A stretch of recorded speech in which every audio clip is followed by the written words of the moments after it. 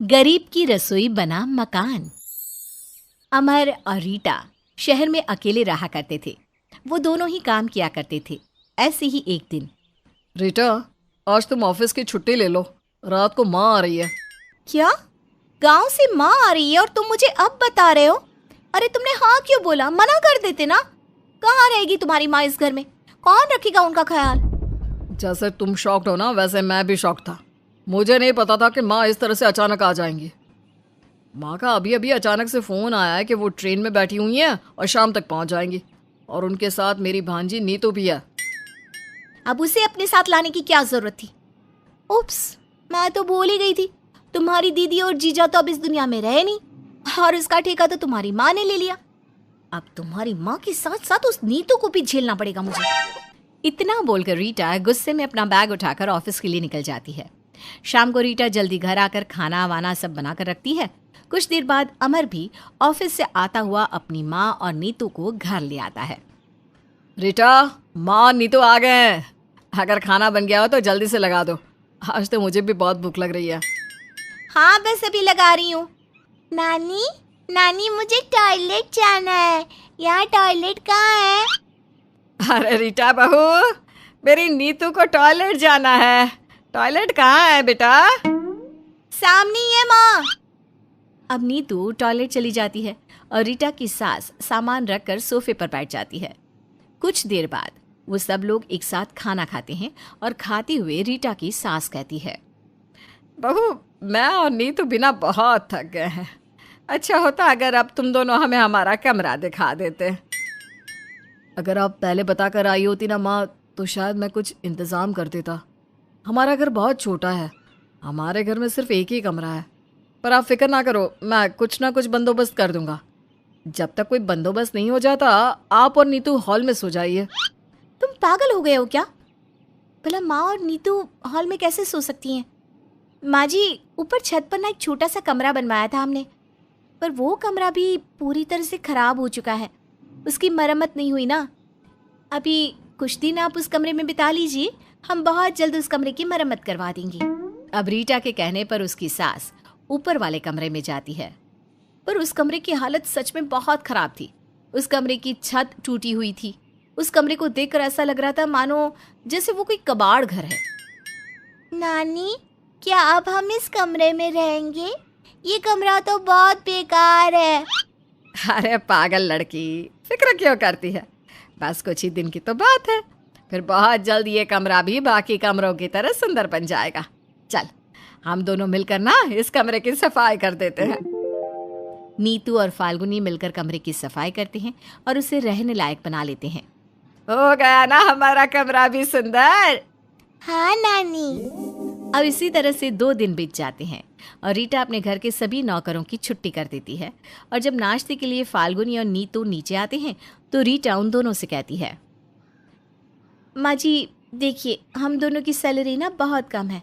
ऊपर से 2 जनों का और खर्चा आ गया है, इसलिए ना चाहते हुए भी मुझे नौकरों की छुट्टी करनी पड़ी। अरे बहुत अच्छा किया बहू।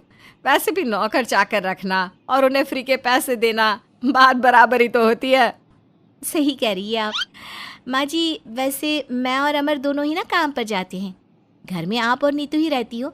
अगर आप दोनों अब से घर में काम कर लो तो अरे हाँ हाँ बहू, क्यों नहीं।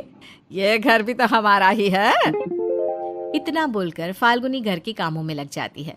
समय यूं ही बीत। रीटा अपना असली रंग दिखाना शुरू कर देती है। अब रीटा अपनी सास और भांजी को एक नौकरों की तरह ट्रीट करने लगती है।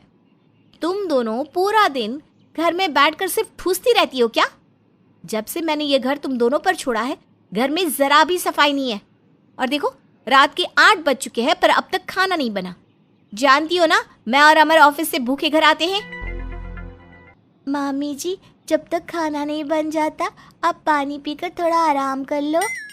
आराम कर लो मामी। अरे तूने कोई कसर छोड़ी है कि मैं आराम कर सकूं? रीटा नीतू को भला बुरा सुनाकर वहां से चली जाती है।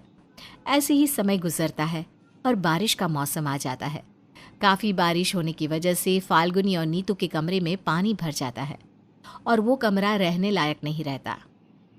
रीटा बहू, ऊपर वाला कमरा पूरी तरह से खराब हो चुका है। अगर तुम दोनों उसकी मरम्मत करवा देते तो अच्छा होता। माँ जी, मेरे पास अभी बिल्कुल भी पैसे नहीं है कि मैं ऊपर वाले कमरे की मरम्मत करवा सकूं। इसलिए आप एक काम करो, घर के बाहर एक छोटा कमरा है, उसमें रह लो, वो टपकता भी नहीं है। इतना बोलकर रीटा आराम से सोने के लिए चली जाती है। बारिश बहुत ज्यादा हो रही थी और ऊपर वाला कमरा भी खराब हो चुका था, इसलिए ना चाहते हुए भी फाल्गुनी नीतू के साथ कुछ कपड़े लेकर घर के बाहर बने उस छोटे से खराब से कमरे में रहने चली जाती है, जहां वो देखती है कि कमरे में एक साइड स्लैब है तो वहीं दूसरी जगह बाथरूम और बीच में थोड़ा सा स्पेस। ऐसे कमरे को देखकर नीतू कहती है, नानी, क्या अब से हम इसी छोटे से कमरे में रहेंगी? यहाँ पर बाथरूम, रसोई और रहने की जगह में कोई अंतर ही नजर नहीं आ रहा। अरे नहीं मेरी बच्ची, ये तो कैसी बात कर रही है, बस कुछ ही दिनों की बात है। और वैसे भी ये छोटा सा कमरा उस टूटे कमरे से तो काफी अच्छा है ना। नानी मेरे लिए कितना करती है, मुझे इस तरह से शिकायत नहीं करनी चाहिए। अब हाँ नानी, अब हम इसको भी वैसे ही ठीक करेंगे जैसे हमने उस पुराने कमरे को ठीक किया था। अब फाल्गुनी नीतू के साथ उस कमरे की काफी अच्छे से सफाई करती है, साथ ही बाथरूम की तरफ अपनी पुरानी फटी साड़ी से एक पर्दा बनाकर लगा देती है, जिसके बाद वो अपनी नातिन नीतू के साथ उस कमरे में रहने लगती है। ऐसे ही कुछ दिन बीत जाते हैं और एक दिन जब फाल्गुनी खाना बनाने के लिए अपने कमरे से निकलकर घर में जा रही थी तो वो देखती है कि घर पर तो ताला लगा है और रीटा कहीं जा रही है। बहू, तुम घर में ताला लगाकर कहाँ जा रही हो? माफ़ करना माँ जी, मैं तो आपको बताना ही भूल गई। कंपनी की तरफ से मुझे बहुत बड़ा ऑफ़र मिला है। बस काम के सिलसिले में मैं कुछ दिनों के लिए शहर से बाहर जा रही हूँ और अमर भी अपनी किसी दोस्त की शादी में शहर से बाहर जा रहे हैं, तो कुछ दिनों के लिए हम दोनों ही घर पर नहीं रहेंगी, इसलिए मैंने घर में ताला लगा दिया है। अरे पर बहू, मैं और नीतू तो घर में ही है ना, अगर तुम ताला लगाकर चली जाओगी तो हम क्या खाएंगे? फाल्गुनी के कहने पर रीटा फाल्गुनी के हाथों में कुछ पैसे थमाकर वहां से चली जाती है। अब फाल्गुनी को कुछ समझ में नहीं आता कि वो क्या करे, तब वो फैसला लेती है, नीतू बेटा, अपना गांव शहर से काफी अच्छा है, चल हम दोनों गांव चलते हैं।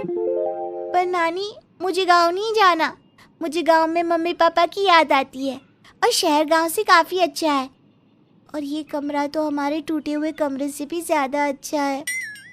पर नीतू बेटा, हमारा गांव जाना ज़रूरी है, यहाँ हमारा अपना कोई नहीं है। पर गांव में भी तो हमारा अपना कोई नहीं है ना नानी।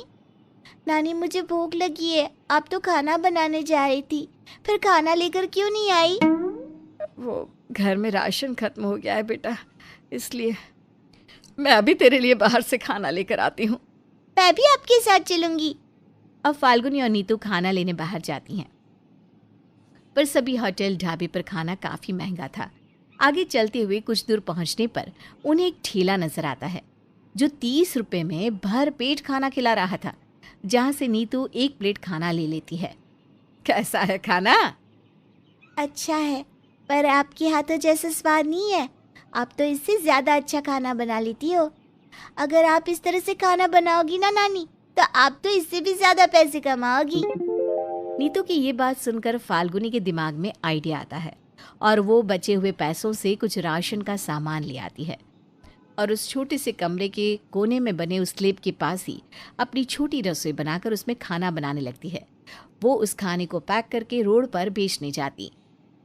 सिर्फ 20 रुपया प्लेट, 20 रुपये प्लेट के खाने से भरेगा आपका पेट।